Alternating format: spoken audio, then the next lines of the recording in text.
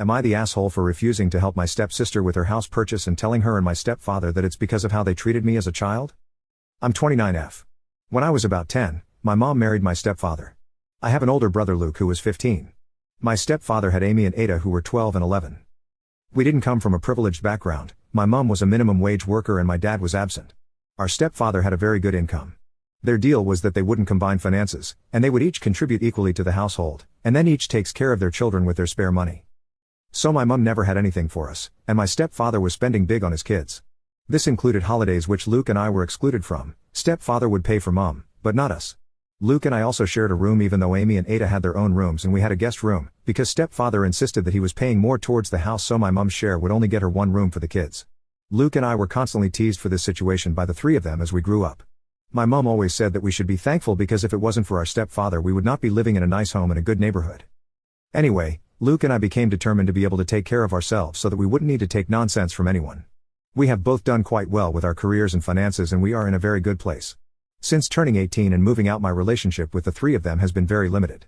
I wouldn't call us friends, but we can exist peacefully if we are in the same place. I visited my mom recently and my stepfather mentioned that Amy wants to buy a house now that she's pregnant. He asked me if I'm able to help out a little with the deposit. The house is £500,000 and she needs a £150,000 deposit. She has £100,000 so far.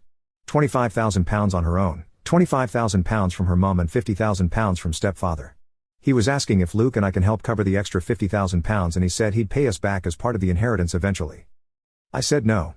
He insisted that Luke and I both own our houses outright and with our income so we should be able to help.